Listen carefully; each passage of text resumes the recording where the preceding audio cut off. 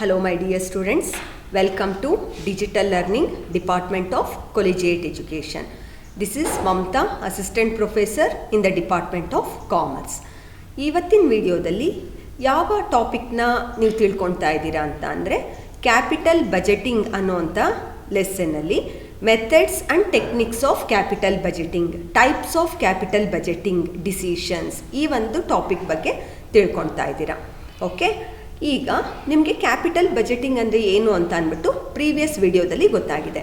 Capital budgeting decisions, it is the decision related to the investment in the fixed assets ಅಂತ ಅಂದ್ಬಿಟ್ಟು. ಅಂದರೆ ಏನರ್ಥ, ಈಗ ಒಂದು ಆರ್ಗನೈಸೇಷನ್ನು ಅದರ ಹತ್ರ ಇರೋವಂಥ ಫಂಡ್ಸನ್ನು ಯಾವ ಫಿಕ್ಸೆಡ್ ಅಸೆಟ್ಸ್ ಮೇಲೆ ಇನ್ವೆಸ್ಟ್ಮೆಂಟ್ ಮಾಡಬೇಕು, ಯಾವುದ್ರಲ್ಲಿ ಇನ್ವೆಸ್ಟ್ಮೆಂಟ್ ಮಾಡಿದ್ರೆ ನಮಗೆ ರಿಟರ್ನ್ಸ್ ಜಾಸ್ತಿ ಬರುತ್ತೆ ಅಥವಾ ಪ್ರಾಫಿಟಬಲ್ ಪ್ರಾಜೆಕ್ಟ್ ಆಗುತ್ತೆ ಅಂತ ಅಂದ್ಬಿಟ್ಟು ತೊಗೊಳೋಂಥ ಡಿಸಿಷನ್ಗೆ ಏನಂತಾರೆ ಕ್ಯಾಪಿಟಲ್ ಬಜೆಟಿಂಗ್ ಡಿಸಿಷನ್ಸ್ ಅಂತ ಹೇಳ್ತಾರೆ. ಇದಕ್ಕೆ ನಾವು techniques of capital budgeting decisions ಅಂತಲೂ ಹೇಳ್ತೀವಿ. ಈ ಟೆಕ್ನಿಕ್ಸ್ ಆಫ್ ಕ್ಯಾಪಿಟಲ್ ಬಜೆಟಿಂಗ್ ಡಿಸಿಷನ್ಸ್ನಲ್ಲಿ 3 ಟೈಪ್ಸ್ ಇದೆ.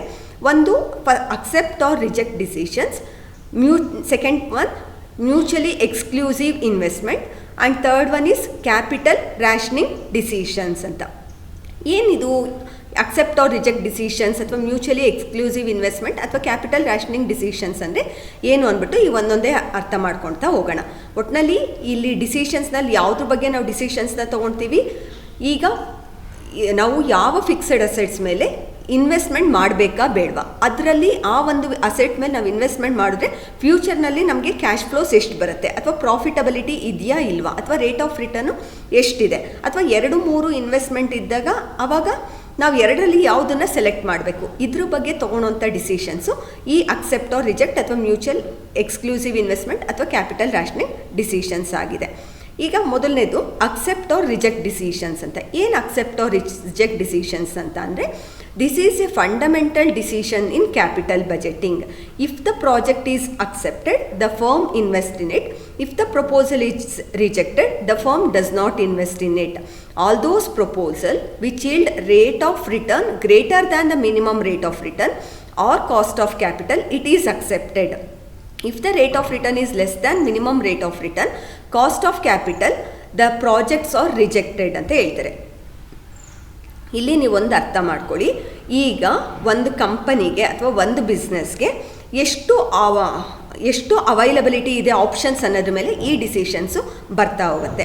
ಈಗ ಫಾರ್ ಎಕ್ಸಾಂಪಲ್, ಇವಾಗ ನಿಮ್ಗೊಂದು ಎಕ್ಸಾಂಪಲ್ ಕೊಟ್ಟು ಇದನ್ನು ಎಕ್ಸ್ಪ್ಲೈನ್ ಮಾಡ್ತೀನಿ, ಅವಾಗ ನಿಮ್ಗೆ ಈಸಿಯಾಗಿ ಅರ್ಥ ಆಗುತ್ತೆ. ಈಗ ನೀವು ಫೈನಲ್ ಇಯರ್ BCom ಸ್ಟೂಡೆಂಟ್ಸ್ ಅಂತ ಅಂದ್ಕೊಳ್ಳೋಣ. ನೀವು ಇವಾಗ ಫೈನಲ್ ಇಯರ್ BCom ಕಂಪ್ಲೀಟ್ ಮಾಡ್ತೀರಾ. ಕಂಪ್ಲೀಟ್ ಮಾಡಿದ್ಮೇಲೆ ನಿಮ್ಗೆ ಯಾವುದೋ ಒಂದು ಕಂಪನಿಯಿಂದ ನಿಮಗೆ ಜಾಬ್ ಆಫರ್ ಬರುತ್ತೆ. ಈಗ ಜಾಬ್ ಆಫರ್ ಬರುತ್ತೆ, ನೀವೇನು ಅಂದ್ಕೊಳ್ತೀರಾ, ಮಿನಿಮಮ್ ನನಗೆ 40,000 ರೂಪೀಸ್ ಸ್ಯಾಲ್ರಿ ಬಂದರೆ ನಾನು ಒಂದು ಕೆಲಸಕ್ಕೆ ಹೋಗ್ತೀನಿ, ಅದಕ್ಕಿಂತ ಕಮ್ಮಿ ಬಂದರೆ ನಾನು ಕೆಲಸಕ್ಕೆ ಹೋಗಲ್ಲ ಅಂತ ಅಂದ್ಬಿಟ್ಟು ಅಂದ್ಕೊಂಡಿರ್ತೀರ. ಈಗ ನಿಮಗೆ ಒಂದೇ ಆಪ್ಷನ್ ಇದೆ, ಒಂದೇ ಕಂಪನಿಯಿಂದ ಪ್ರಪೋಸಲ್ ಬಂದಿದೆ, ಆ ಒಂದು ಕಂಪನಿ ನಿಮಗೆ 40,000ಗಿಂತ ಕಡಿಮೆ ಸ್ಯಾಲ್ರಿ ಕೊಡ್ತಾರೆ ಅಂತ ಅಂದರೆ ನೀವು ಆ ಜಾಬನ್ನು ರಿಜೆಕ್ಟ್ ಮಾಡ್ತೀರಾ. ಅದೇ 40,000 ನೀವು ಅಂದ್ಕೊಂಡಷ್ಟು ಅಂದರೆ 40,000 ಅಥವಾ ಅದಕ್ಕಿಂತ ಜಾಸ್ತಿ ಕೊಡ್ತಾರೆ ಅಂದರೆ ನೀವೇನು ಮಾಡ್ತೀರಾ, ಆ ಒಂದು ಜಾಬ್ನ ಅಕ್ಸೆಪ್ಟ್ ಮಾಡ್ತೀರಾ. ಇದಕ್ಕೆ ಅಕ್ಸೆಪ್ಟ್ ಆರ್ ರಿಜೆಕ್ಟ್ ಡಿಸಿಷನ್ ಅಂತ ಅಂತಾರೆ. ಅದೇ ಮ್ಯೂಚುವಲಿ ಎಕ್ಸ್ಕ್ಲೂಸಿವ್ ಇನ್ವೆಸ್ಟ್ಮೆಂಟ್ ಅಂತ ಅಂದರೆ ಏನು ಅಂದರೆ, ಇದೇ ಎಕ್ಸಾಂಪಲ್ನೇ ಕಂಟಿನ್ಯೂ ಮಾಡೋಣ. ಈಗ ಫಾರ್ ಎಕ್ಸಾಂಪಲ್ ನಿಮಗೇನು 2 ಜಾಬ್ 2 ಕಡೆಯಿಂದ, ಫಾರ್ ಎಕ್ಸಾಂಪಲ್ ಆವಾಗಲೇ ಯಾವ ಕಂಪನಿಯಿಂದ ನಿಮ್ಗೆ ಆಫರ್ ಬಂದಿತ್ತು, ಎ ಅನ್ನೋಂಥ ಕಂಪನಿಯಿಂದ ನಿಮ್ಗೆ ಆಫರ್ ಬಂದಿತ್ತು. ಈಗ ಏನಾಗಿದೆ, ಎ ಅನ್ನೋ ಕಂಪನಿಯಿಂದನೂ ಆಫರ್ ಬಂದಿದೆ, ಬಿ ಅನ್ನೋ ಕಂಪನಿಯಿಂದನೂ ಆಫರ್ ಬಂದಿದೆ. ಈಗ ನೀವು 2 ಕಂಪನಿಯಿಂದನೂ ಜಾಬ್ ಆಫರ್ ಬಂತು ಅಂತ ಅಂದರೆ ನೀವು ಅಲ್ಲಿ ಯಾವುದನ್ನ ಸೆಲೆಕ್ಟ್ ಮಾಡ್ತೀರಾ, ಯಾವ ಜಾಬ್ನ ಸೆಲೆಕ್ಟ್ ಮಾಡ್ತೀರಾ ಅಂದರೆ, ಒಂದು ಇವಾಗ ಎ ಅನ್ನೋ ಕಂಪನಿ ನಿಮಗೆ 35,000 ಸ್ಯಾಲ್ರಿ ಕೊಡುತ್ತೆ, ಬಿ ಅನ್ನೋ ಕಂಪನಿ 45,000 ಸ್ಯಾಲ್ರಿ ಕೊಡುತ್ತೆ ಅಂತಂದರೆ ನೀವೇನು ಮಾಡ್ತೀರಾ, ನೀವು ಎಷ್ಟು ಎಕ್ಸ್ಪೆಕ್ಟ್ ಮಾಡಿದ್ದೀರಾ 40,000, ಅದಕ್ಕಿಂತ ಜಾಸ್ತಿ ಸ್ಯಾಲ್ರಿ ಕೊಡ್ತಾರೆ ಅಂತ ಅನ್ನೋದ್ರಿಂದ ಕಂಪನಿ ಬಿನ ಸೆಲೆಕ್ಟ್ ಮಾಡ್ತೀರಾ. ಅದೇ ಇವಾಗ ಫಾರ್ ಎಕ್ಸಾಂಪಲ್ 2 ಕಂಪನಿನೂ ನೀವು ಎಷ್ಟು ಅಂದ್ಕೊಂಡಿರೋ ಅದಕ್ಕಿಂತ ಜಾಸ್ತಿನೇ ಕೊಡ್ತಾರೆ ಸ್ಯಾಲ್ರಿ ಅಂತ ಅಂದರೆ, ಫಾರ್ ಎಕ್ಸಾಂಪಲ್ ಎ ಕಂಪನಿನೂ 45,000 ಸ್ಯಾಲ್ರಿ ಫಿಕ್ಸ್ ಮಾಡಿದೆ, ಬಿ ಕಂಪನಿ 50,000 ಸ್ಯಾಲ್ರಿನ ಫಿಕ್ಸ್ ಮಾಡಿದೆ ಅಂತ ಅಂದ್ಕೊಳ್ಳಿ. ಅವಾಗ ನೀವು ಯಾವ ಕಂಪನಿ ಆಫರ್ನ ಅಕ್ಸೆಪ್ಟ್ ಮಾಡ್ಕೊತೀರಾ, ಬಿ ಕಂಪನಿದು ಪ್ರಪೋಸಲ್ನ ಅಕ್ಸೆಪ್ಟ್ ಮಾಡ್ಕೊತೀರಾ ಅಲ್ವಾ. ಅದು ಈ ಥರ ಮ್ಯೂಚುವಲಿ ಎಕ್ಸ್ಕ್ಲೂಸಿವ್ ಇನ್ವೆಸ್ಟ್ಮೆಂಟ್ಗೆ ಬರುತ್ತೆ. ಇದೇ ಥರ ನಾವು ಹೇಳೋದಾದರೆ ಕ್ಯಾಪಿಟಲ್ ರ್ಯಾಷನಿಂಗ್ ಡಿಸಿಷನ್ಸ್ ಅಂದರೆ ಇಲ್ಲಿ 2 ಇರಲ್ಲ, 5-6 ಕಂಪನಿ ಇರುತ್ತೆ, 5-6 ಕಂಪನಿಯಿಂದನೂ ನಿಮ್ಗೆ ಆಫರ್ ಬರುತ್ತೆ. 5-6 ಕಂಪನಿಯಿಂದನೂ ಆಫರ್ ಬಂದಾಗ ಒಂದು 45,000, 50,000, 55, 60, 65, 70 ಈ ಥರದ್ದೆಲ್ಲ ನೋಡಿ ನಿಮ್ಗೆ ಯಾವುದ್ರಲ್ಲಿ ಜಾಸ್ತಿ ಪ್ರಾಫಿಟ್ ಆಗುತ್ತೆ, ಯಾವುದ್ರಲ್ಲಿ ಹೈಯೆಸ್ಟ್ ಸ್ಯಾಲ್ರಿ ಸಿಗುತ್ತೋ ಅದನ್ನು ನೀವು ಅಕ್ಸೆಪ್ಟ್ ಮಾಡ್ಕೊತೀರಾ. ಅದಕ್ಕೆ ಕ್ಯಾಪಿಟಲ್ ರ್ಯಾಷನಿಂಗ್ ಡಿಸಿಷನ್ಸ್ ಅಂತ ಅಂತಾರೆ. ಇದು ಜಸ್ಟ್ ನಿಮ್ಗೆ ಎಕ್ಸಾಂಪಲ್ ಹೇಳಿದ್ದಷ್ಟೇ. ನೀವು ಈ ಥರ ಮಾಡ್ತಿರಲ್ಲ, ಅದೇ ಥರನೇ ಇಲ್ಲಿ ಏನಾಗುತ್ತೆ, ಬಿಸ್ನೆಸ್ಸಲ್ಲೂ ಏನಾಗುತ್ತೆ. ಈಗ ಫಾರ್ ಎಕ್ಸಾಂಪಲ್ ಒಂದು ಮೆಷಿನರಿ ಇದೆ, ಒಂದು ಪ್ರಾಜೆಕ್ಟ್ ಇದೆ, ಒಂದೇ ಪ್ರಪೋಸಲ್ ಇದೆ. ಆ ಪ್ರಪೋಸ್ನಲ್ಲಿ ಇಲ್ಲಿ ನಾವೇನು ಅಂತೀವಿ, ರೇಟ್ ಆಫ್ ರಿಟರ್ನ್ ಮತ್ತು ಕಾಸ್ಟ್ ಆಫ್ ಕ್ಯಾಪಿಟಲ್ ಅಂತೀವಿ. ಅಂದರೆ ನಾವಿವಾಗ ಒಂದು ಇನ್ವೆಸ್ಟ್ಮೆಂಟ್ಗೆ, ಒಂದು ಫಿಕ್ಸೆಡ್ ಅಸೆಟ್ಸ್ಗೆ 5 lakh rupees ಇನ್ವೆಸ್ಟ್ ಮಾಡ್ತಾ ಇದ್ದೀವಿ ಅಂತ ಅಂದರೆ ಆ 5 lakh rupeesಗೆ ನಾವು ಅದಕ್ಕೆ ಎಷ್ಟು ಕಾಸ್ಟ್ ಪೇ ಮಾಡ್ತಾ ಇದ್ದೀವಿ, ಅಂದರೆ ಕಾಸ್ಟ್ ಆಫ್ ಕ್ಯಾಪಿಟಲ್ ಎಷ್ಟಿದೆ. ಆ ಕಾಸ್ಟ್ ಆಫ್ ಕ್ಯಾಪಿಟಲ್ಗಿಂತ ನಮಗೆ ರೇಟ್ ಆಫ್ ರಿಟರ್ನ್, ಅಂದರೆ ಈ ಒಂದು ಇನ್ವೆಸ್ಟ್ಮೆಂಟ್ಗೆ ನಾವು ಎಷ್ಟು ದುಡ್ಡು ಹಾಕ್ತೀವೋ ಅದರಿಂದ ಬರುತ್ತಲ್ಲ ರಿಟರ್ನ್ಸು, ಅದಕ್ಕೆ ರೇಟ್ ಆಫ್ ರಿಟರ್ನ್ ಅಂತೀವಿ. ನಾವು ಆ ದುಡ್ಡನ್ನ ಯಾವ ಸೋರ್ಸಿಂದ ರೈಸ್ ಮಾಡಿದ್ವೋ ಅದಕ್ಕೆ ನಾವು ಪೇ ಮಾಡ್ತೀವಲ್ಲ, ಅದಕ್ಕೆ ಕಾಸ್ಟ್ ಆಫ್ ಕ್ಯಾಪಿಟಲ್ ಅಂತ ಅಂತೀವಿ. ಯಾವುದು ಜಾಸ್ತಿ ಇರಬೇಕು, ರೇಟ್ ಆಫ್ ರಿಟರ್ನ್ ಜಾಸ್ತಿ ಇರಬೇಕಾ, ಕಾಸ್ಟ್ ಆಫ್ ಕ್ಯಾಪಿಟಲ್ ಜಾಸ್ತಿ ಇರಬೇಕಾ? ಈಗ ನೀವು ಏನು ಮಾಡ್ತೀರಾ, ನಿಮ್ಮ ಹತ್ರ ಒಂದು ಮೆಷಿನರಿ ಯಾವುದೋ ಒಂದು ಫಿಕ್ಸೆಡ್ ಅಸೆಟ್ಸ್ನ ಪರ್ಚೇಸ್ ಮಾಡೋದಕ್ಕೆ ಪ್ರಪೋಸಲ್ ಇದೆ. ನೀವು ಅದನ್ನೇನು ಎಸ್ಟಿಮೇಟ್ ಮಾಡ್ತೀರಾ, ಆ ಒಂದು ಪ್ರಪೋಸಲಿಂದ, ಆ ಒಂದು ಪ್ರಾಜೆಕ್ಟಿಂದ ನಮಗೆಷ್ಟು ರಿಟರ್ನ್ಸ್ ಬರುತ್ತೆ ಅಂತ ಅಂದ್ಬಿಟ್ಟು ಕ್ಯಾಲ್ಕುಲೇಟ್ ಮಾಡ್ತೀರಾ, ರೇಟ್ ಆಫ್ ರಿಟರ್ನ್. ಆಮೇಲೆ ಏನು ಮಾಡ್ತೀರಾ, ನಿಮ್ಮ ಕಾಸ್ಟ್ ಆಫ್ ಕ್ಯಾಪಿಟಲ್ ಎಷ್ಟು ಅಂತ ಅಂದ್ಬಿಟ್ಟು ಕ್ಯಾಲ್ಕುಲೇಟ್ ಮಾಡಿರ್ತೀರ. ನಿಮ್ಮ ಕಾಸ್ಟ್ ಆಫ್ ಕ್ಯಾಪಿಟಲ್ಗಿಂತನೂ ರೇಟ್ ಆಫ್ ರಿಟರ್ನ್ ಜಾಸ್ತಿ ಇದೆ ಅಂತ ಅಂದರೆ ನೀವು ಆ ಒಂದು ಪ್ರಪೋಸಲ್ನ ಅಕ್ಸೆಪ್ಟ್ ಮಾಡ್ತೀರಾ. ನಿಮಗೆ ರೇಟ್ ಆಫ್ ರಿಟರ್ನೇ ಕಡಿಮೆ ಇದೆ, ಕಾಸ್ಟ್ ಆಫ್ ಕ್ಯಾಪಿಟಲ್ಲೇ ಜಾಸ್ತಿ ಇದೆ ಅಂತ ಅಂದರೆ ಅಂಥ ಒಂದು ಪ್ರಪೋಸಲ್ಸ್ನ ನೀವೇನು ಮಾಡ್ತೀರಾ, ಅಥವಾ ಒಂದು ಬಿಸ್ನೆಸ್ ಏನು ಮಾಡುತ್ತೆ, ರಿಜೆಕ್ಟ್ ಮಾಡುತ್ತೆ. ಆ ಥರ ಇದು ಇಂಡಿವಿಜುವಲ್ ಪ್ರಾಜೆಕ್ಟ್ ಅಥವಾ ಇಂಡಿಪೆಂಡೆಂಟ್ ಪ್ರಾಜೆಕ್ಟ್ಸ್. ನಿಮ್ಗೆ ಒಂದೇ ಪ್ರಾಜೆಕ್ಟ್ ಇದೆ, ಯಾವುದೇ ಆಪ್ಷನ್ ಇಲ್ಲ, ಆ ಇಂಡಿಪೆಂಡೆಂಟ್ ಪ್ರಾಜೆಕ್ಟ್ ಯಾವುದಿದೆಯೋ ಅದನ್ನು ಅಕ್ಸೆಪ್ಟ್ ಮಾಡಬೇಕಾ, ಅದನ್ನು ಸೆಲೆಕ್ಟ್ ಮಾಡಬೇಕಾ ಅಥವಾ ರಿಜೆಕ್ಟ್ ಮಾಡಬೇಕಾ ಅನ್ನೋವಾಗ ನೀವೇನ ಬೇಸ್ ಆಗಿ ಇಟ್ಕೊಳ್ತೀರಾ, you have to compare rate of return with the cost of capital. Okay, next one, mutually exclusive investment. Mutually exclusive investment basis ಮೇಲೆ ನೀವು ಜಾಸ್ತಿ ಪ್ರಾಬ್ಲಮ್ಸ್ನ ಮಾಡ್ತಾ ಹೋಗ್ತೀರಾ. ಈಗ 2 ಪ್ರಾಜೆಕ್ಟ್ ಇದೆ, 2 ಪ್ರಾಜೆಕ್ಟಲ್ಲಿ ಯಾವುದು ಬೆಸ್ಟ್ ಅಂತ ಅಂದ್ಬಿಟ್ಟು ನೀವು ಸೆಲೆಕ್ಟ್ ಮಾಡ್ಕೊಳ್ಬೇಕಾಗತ್ತೆ. ಇವಾಗ ಫಾರ್ ಎಕ್ಸಾಂಪಲ್ ಇವಾಗ 2 ಕಾಲೇಜ್ ಇದೆ, 2ರಲ್ಲಿ ಯಾವ್ದು ಬೆಸ್ಟ್ ಅಂತ ನೀವು ಸೆಲೆಕ್ಟ್ ಮಾಡಬೇಕಾಗತ್ತೆ. ಅಥವಾ 2 ಕಡೆ ಜಾಬ್ ಆಫರ್ ಇದೆ, 2ರಲ್ಲಿ ಯಾವ್ದು ಬೆಸ್ಟರ್ ಅಂತ ಅಂದ್ಬಿಟ್ಟು ನೀವು ಸೆಲೆಕ್ಟ್ ಮಾಡ್ಕೊತೀರಲ್ಲ, ಅದೇ ಥರನೇ ಇಲ್ಲಿ 2 ಪ್ರಪೋಸಲ್ಸ್ ಇರುತ್ತೆ, 2 ಪ್ರಾಜೆಕ್ಟ್ ಇರುತ್ತೆ, ಅಥವಾ 2 ಮೆಷಿನರಿ ಇರುತ್ತೆ. ಆ 2 ಮೆಷಿನರಿಯಲ್ಲಿ ಯಾವುದಕ್ಕೆ ನಾವು ಇನ್ವೆಸ್ಟ್ಮೆಂಟ್ ಮಾಡಬೇಕು, ಯಾವ ಫಿಕ್ಸೆಡ್ ಅಸೆಟ್ಸಲ್ಲಿ ನಾವು ಇನ್ವೆಸ್ಟ್ಮೆಂಟ್ ಮಾಡಬೇಕು ಅಂತ ಅಂದ್ಬಿಟ್ಟು ಡಿಸಿಷನ್ಸ್ನ ತೊಗೊಳೋದಕ್ಕಿಂತ ಮುಂಚೆ ನಾವೇನು ಮಾಡ್ತೀವಿ, 2 ಮೆಷಿನರೀಸ್ನ ತೊಗೊಳ್ತೀವಿ. 2 ಮೆಷಿನರಿಗೆ ಇನಿಷಿಯಲ್ ಇನ್ವೆಸ್ಟ್ಮೆಂಟ್ ಎಷ್ಟಾಗುತ್ತೆ ಅಂತ ನೋಡ್ತೀವಿ. ಜೊತೆಗೆ ಆ 2 ಪ್ರಾಜೆಕ್ಟಿಂದ ನಮಗೆ ಫ್ಯೂಚರ್ ಇಯರ್ಸ್ನಲ್ಲಿ ಎಷ್ಟು ಕ್ಯಾಶ್ ಫ್ಲೋಸ್ ಆಗುತ್ತೆ ಅಂತ ಅಂದ್ಬಿಟ್ಟು ನೋಡ್ಕೊಳ್ತೀವಿ. ಅದನ್ನೆಲ್ಲ ನೋಡಿಕೊಂಡು ನಮಗೆ ಅಲ್ಲೂ ಅಷ್ಟೇ ನಾವೇನು ಮಾಡ್ತೀವಿ, ಯಾವುದರಲ್ಲಿ ಜಾಸ್ತಿ ಬರುತ್ತೋ, ಯಾವುದ್ರಲ್ಲಿ ನಮಗೆ ಪ್ರಾಫಿಟಬಿಲಿಟಿ ಜಾಸ್ತಿ ಇರುತ್ತೋ ಅದನ್ನು ಅಕ್ಸೆಪ್ಟ್ ಮಾಡ್ತೀವಿ. ಇನ್ನೊಂದನ್ನು ನಾವೇನು ಮಾಡ್ತೀವಿ, ರಿಜೆಕ್ಟ್ ಮಾಡ್ತೀವಿ. ಫಾರ್ ಎಕ್ಸಾಂಪಲ್ ಇವಾಗ ಮೆಷಿನರಿ ಎ ಅಥವಾ ಮೆಷಿನರಿ ಬಿ ಅನ್ನೋಂಥ 2 ಪ್ರಾಜೆಕ್ಟ್ ಇದೆ.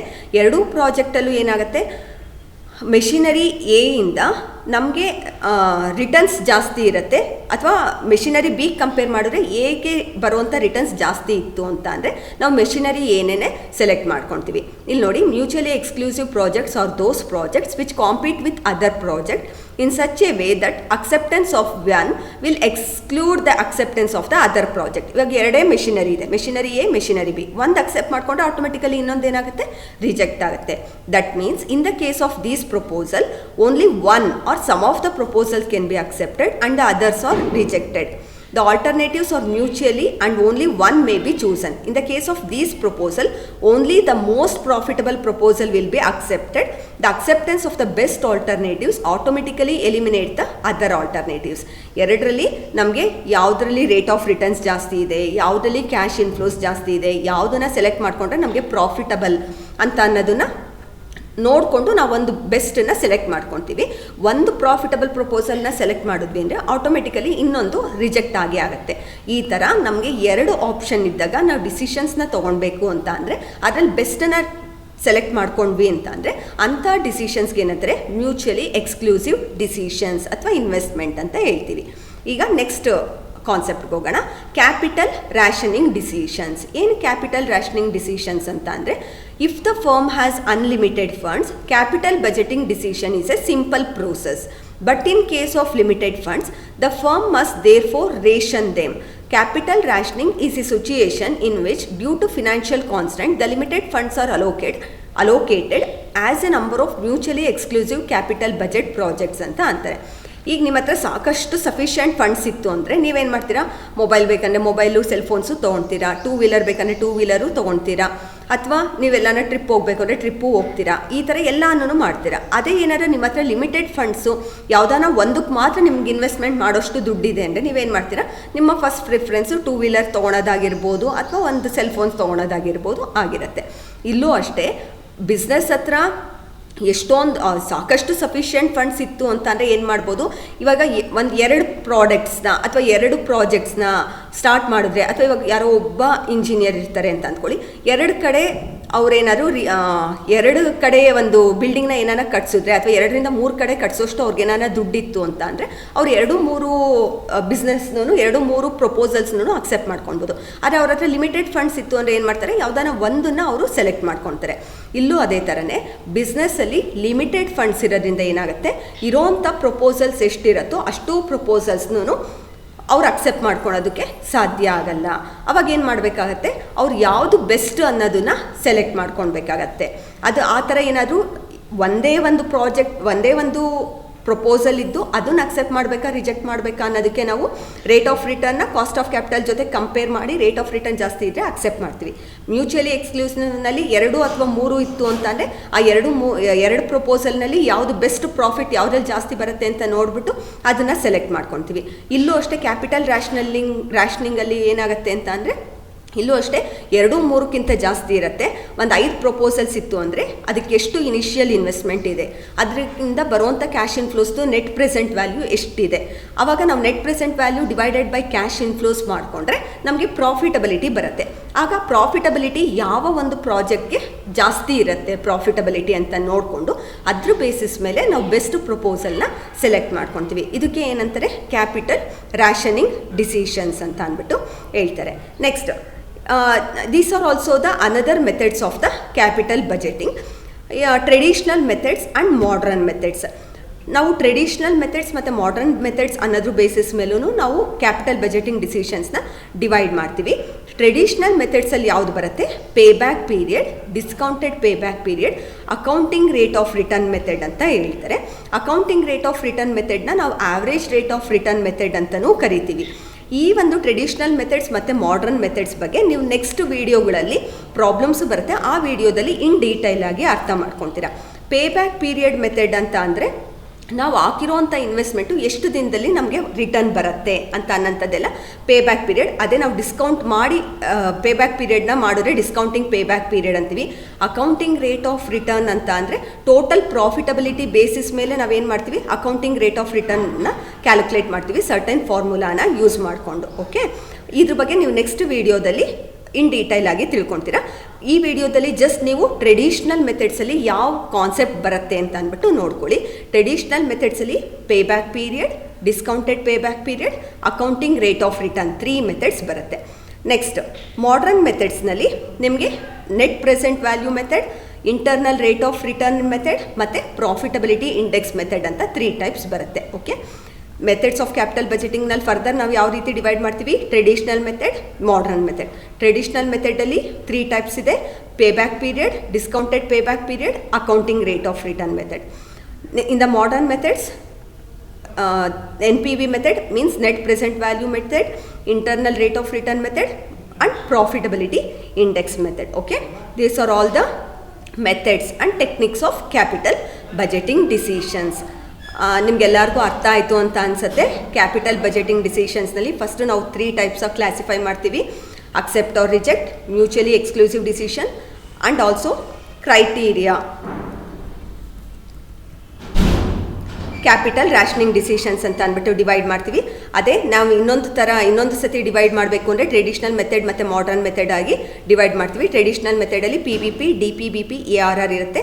ಮಾಡರ್ನ್ ಮೆಥಡ್ಸಲ್ಲಿ NPV, IRR ಮತ್ತು ಪ್ರಾಫಿಟಬಿಲಿಟಿ ಇಂಡೆಕ್ಸ್ ಮೆಥಡ್ ಅಂತ ಇರುತ್ತೆ. Okay, thank you for watching the video.